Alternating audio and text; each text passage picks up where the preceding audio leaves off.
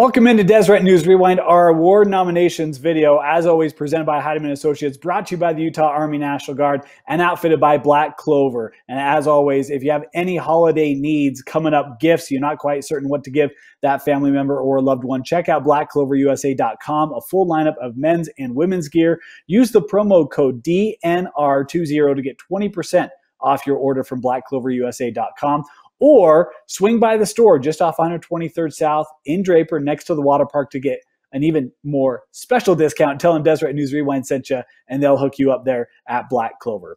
Well, Dane Stewart here to present our award nominations, and obviously missing Dusty Litster, the Litster family, going through challenging times. It's been a tough holiday season already in 2020, and we here at Deseret News Rewind want to offer our condolences and sympathies. Dusty, your family, please know that you're in our thoughts and our prayers, and we're missing you, and look forward to having you back here on Deseret News Rewind.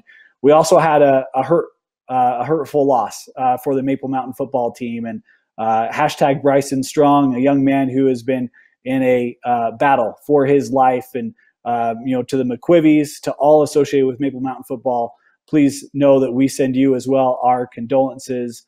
And man, just a terrible tragedy loss of a young man who made an impact for so many people, and it was just really saddened to see the loss of a young man's life. He had such a bright future ahead of him. Maple Mountain, please know we here at Deseret News Rewind, you are in our thoughts and our prayers, and we wish you the best. The number 15 and hashtag Bryson Strong will live forever here in our hearts here at Deseret News Rewind. Well, never easy to transition from that, but we'll get into our award nominations. We do want to remind you that we will have a fan vote, so make sure that you vote, participate, let us know who you think should win each of our awards. That fan vote is a component, not the overall indicator, but a component of a tally that we will put together at the end of this, but it is a key piece. So make sure that you leave your vote, and if there are candidates that we miss, feel free to comment, and we will take those into account. But without any further ado, let's get in to our most outstanding player for Deseret News Rewind. And we start things off with the 6A state champion Corner Canyon Chargers and their senior quarterback, Jackson Dart. What a year Jackson had this year, as he threw for over 4,000 yards, 67 passing touchdowns, also ran for over 1,000 yards, broke multiple state records this year, and led Corner Canyon to another undefeated and 6A state title. Our next candidate is also in the 6A classification, but he plays on the other side of the ball. How about John Henry Daly, and the defensive end from Lone Peak? What a year he had this year. 22 sacks for the Lone Peak Knight defense. He was an absolute terror game in, game out. Young man with a bright future ahead of him, but the stellar senior defensive end for Lone Peak, a candidate for our overall MVP. Next up, we're going to go back to the quarterback position, and it's Pineview's Braden Bunnell. Had to replace a key loss in last year's team that lost in the semifinal, and Bunnell stepped in and did a fantastic job this year. Threw for 43 passing touchdowns, also threw for over 4,000 yards. He and Dart, the only quarterbacks to achieve that feat. Came up just shy in the state championship game, but had a stellar outing that night as well. Braden Bunnell, our third candidate for our overall MVP. And finally, we're going to stay in the 4A classification for our fourth and final nomination, and that is Isaac Larson out of Skyview High School. And some of you may be wondering, Isaac Larson? Yeah, Isaac Larson. This was a young man who every game he made an impact, whether it was offensive, defensive, special teams. Ran for over 500 yards this year, caught over 500 yards this year, had double-digit touchdowns, was a key contributor on special teams. He would lock you down in coverage.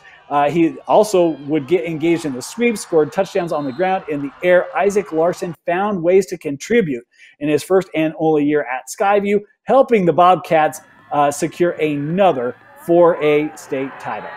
Well, congratulations to our award nominees for our most outstanding players. Again, if there's a player that we missed that you'd like to nominate, drop them in the comment below, and make sure you get your vote in before this poll expires. Next, we'll move on to our 6A offensive MVP. Our first candidate, or should I say candidates, how about the duo out of Corner Canyon High School, Jackson Dart and Noah Kerr? Now, look, we know Jackson Dart was a nomination for our most outstanding player, but but he's out a nomination for our 6A Offensive MVP along with Noah Kerr. Both of them had record years and careers. Noah Kerr breaking career marks and coming close on a couple other career marks. The 4-year starter out of Corner Canyon. And this year, Noah, almost 1,800 yards receiving, 22 receiving touchdowns for Kerr. He was a threat on any given play. And of course, when you have a quarterback who breaks the record for single season passing touchdowns, well, needless to say, that's a pretty good offensive performance. So congratulations to our first nominees out of Corner Canyon High School.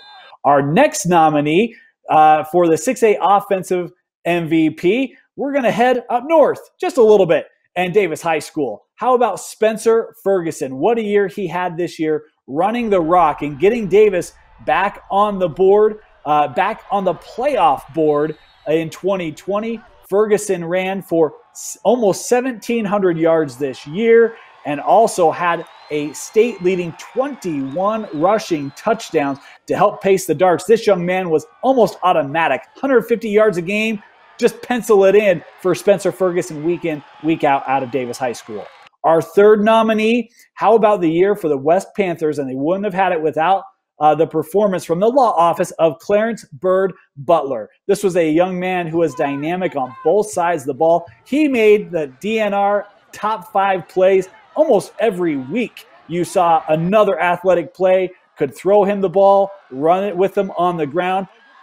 Game in, game out, one of the best athletes on the field. Congratulations to Clarence Bird Butler on being nominated for our 6A Offensive Player of the Year. And our fourth and final candidate, how about the sophomore out of Skyridge, McKay Hillstead? What a year for this young man, just leaping onto the scene of Utah high school football. Ran for double-digit touchdowns this year, but folks, he's a quarterback. And he had a fantastic year for Skyridge, over 3,000 yards passing for the sophomore. And he also had 36 passing touchdowns to go along with it. That offense was balanced this year, but make no mistake, the sophomore quarterback was critical in Skyridge, competing very closely with Corner Canyon, making it back to a semifinal in 2020. Congratulations to our 4 candidates for our 6A Offensive Players of the Year. Next, we'll move to our 6A Defensive Players of the Year, and we'll start off with JHD, John Henry Daly. We talked about him for one of our most outstanding players of the year. Hey, if you meet most outstanding, you're going to get a nomination for your individual classification inside of the Ball Award. 22 sacks this year. He was a disruptor, multiple TFLs. John Henry Daly, his fantastic career comes to a close. We'll always remember his older brother, Michael, saying, if you think I was good, just wait till you see the younger brother. And John Henry lived up to that hype from his older brother, Michael Daly. Our next candidate, how about a lockdown corner from Skyridge? And that's Smith Snowden, the young sophomore.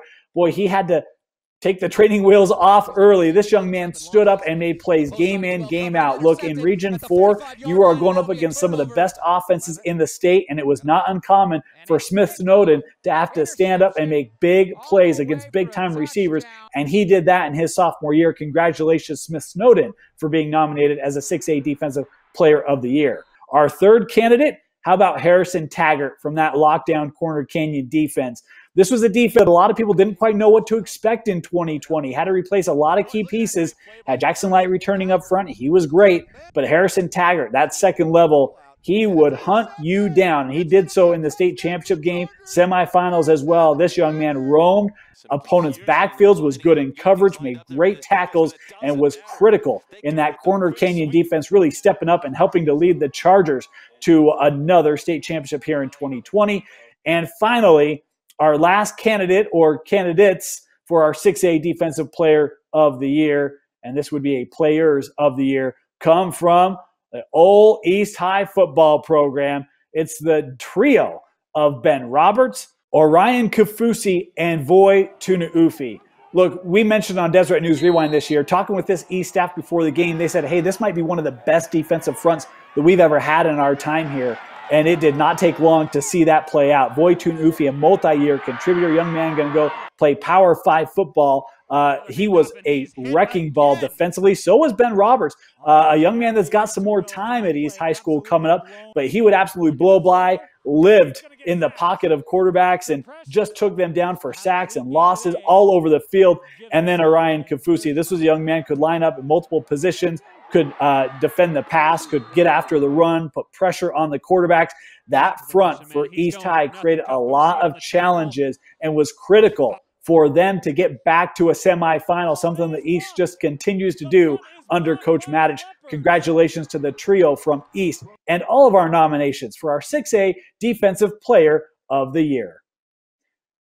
We will move to our 6A Unheralded Player of the Year, and we've got some good ones coming up for you here. Now, these are players that maybe didn't get talked about all that much, or maybe we're just outside of an offensive or defensive player nomination. We will start from Weber High School and Cannon DeFries.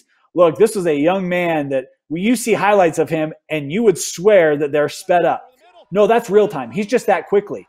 And he was a young man who would make impact on both sides of the football. Anytime lined up, you had to know where 32 was. DeVries would burn you and did so to opposing defenses all year long in helping Weber back to a region championship in Region 1. Our next candidates, hey, we're going to go back to the state champions. And with all the talk about Noah Kerr, very deserved. He had a fantastic career. But this was a receiving trio for Corner Canyon. So we got to show a little bit of love to Cody Hagan and Talmadge Handley. You know, we talk about the year for Kerr. How about the year for Hagan? Almost 1,200 yards receiving, 18 receiving touchdowns. Here, Talmadge Handley, almost 1,000 yards receiving and 17 touchdowns. Look, it was not easy going up against this Corner Canyon offense. And Noah Kerr was the best of the bunch, but Hagan and Handley deserve as much credit as Kerr. One of the reasons why they both are on our Unheralded Player of the Year nomination list. Next up, we're going to head back up north, and you want to talk duos. There were not many better duos than the duo out of Roy, Parker Kingston and Cade Harris. Look, if you're Roy, losing Jackson Dart, didn't quite know what the quarterback situation was going to be. How about take a receiver from the previous year's varsity squad? Now, in fairness, Kingston had played quarterback, but boy, he filled in that slot like you would not believe. What a year for Parker Kingston in running that Roy offense. Was a true dual threat guy at the quarterback position for Roy. And Cade Harris, what a year for him. Defensively, offensively, again, a guy that you could line up at multiple positions. Both sides of the football could impact the game on any given play. The duo for Roy was critical in helping Roy to get back and win a co-region championship, but to show that, hey, they were more than just one guy. Congratulations to the duo out of Roy High School. And our final nomination for our 6A Unheralded Player of the Year, we're staying in Region 1, and we're going with David Stewart out of Davis High School. This is one of those that you could make a strong case for him being a nomination of an Offensive Player of the Year award. But frankly, we only get 4 spots, and we just couldn't make room for David Stewart. But that does not undermine the year that he had for the Davis High Darts. Any given night down the field. And if you lost him, you were going to pay for it. It was a lesson that was learned by multiple teams in the playoffs. He started the year off strong against Harriman, and he was a critical weapon for this Davis offense. Almost 1,500 yards receiving for Stewart, 11 receiving touchdowns, also contributed on special teams. Congratulations to David Stewart and all of our candidates on our 6A Unheralded Player of the Year nomination list. Our final award here in the 6A classification is our 6A Coach of the Year. We're going to start out of West High School and Coach Junior Solovey. Just his second year at West, and he's doing things at West that they haven't seen in the lifetime of these players. How about a co-region championship at West? How about playoff wins at West? Just remarkable. The turnaround of the West High Panther football program in such a short time. Coach Solovey is getting that program back and turned the right direction. Little fun fact for you, program has the most state titles in state history. It's been a while since they won their last one. Coach Solovey has them on track to get back to compete for him. Our second nomination for our 6A Coach of the Year, how about out of Weber High School, Coach Jason Anderson. This was a program that was picked to finish in the bottom half of the region, and yet at the end of the year, they find themselves beating Davis, beating Fremont, and a co-region champion in Region 1, and having a fantastic year, having to replace guys. It was a very heavy senior-laden class last year. Guys came in, they made key contributions. I was talking with a Region 1 coach, we've shared this before, and they said, Coach Anderson does not get the credit he deserves for the work that he puts in at Weber, and what a strong program he runs. Hey, Coach Anderson, Weber High School, we see you, and we have you up for a nomination for our 6A Coach of the Year. Our third nomination is going to go to the runners-up in 6A, Coach Bart Brockbank. And you want to talk about a team that had to replace guys. This Lone Peak team had to replace some guys, especially defensively. You think of guys like Nate Ritchie, who graduated, Jared Fotu, and yet Coach Brockbank does such a great job every year of finding replacements, and he did so again this year. You look at guys like Tahi, who became such critical contributors on this defense this year, or Tate Gunnarsson, who had to step up and make key plays. He almost had double-digit sacks this year, Gunnarsson did. Offensively, how about molding some of these young players into this offense? Coach Brockbank, we said at the beginning of the year, we had Lone Peak ranked 10th in our state rankings. Hey, we were wrong on that one. Congratulations, Coach Brockbank continues to do a stellar job at Lone Peak. And our final nomination for our 6A Coach of the Year goes to the state champion Corner Canyon Chargers and Coach Eric Kerr. Look, he's got this team absolutely rolling right now. 42 straight wins, certainly in reach of setting a state record. He's lost one game as the head coach at Corner Canyon, and that was in a semifinal to Skyridge. He hasn't lost since. And you think about having to replace a quarterback, having to replace a lot of defensive contributors, having to find a running game when Austin Bell goes out with an injury. Coach Kerr, what a job done by he and his entire staff this year at Corner Canyon. You think of all the pressure, preseason top 25 people had in the country. People had them slated as an easy repeat, and yet to find a way to run the table again in 2020 and defeat Skyridge, defeat Lone Peak twice. It was a remarkable year for Coach Kerr, who just continues to build and strengthen the already rolling monster that is the Corner Canyon Chargers. Congratulations to all of our coaches who are nominated for 6A Coach of the Year. Make sure you vote. Make sure you comment for other coaches that you think should be up for consideration. And we are excited to bring you our awards shortly at a future time right here on Deseret News Rewind.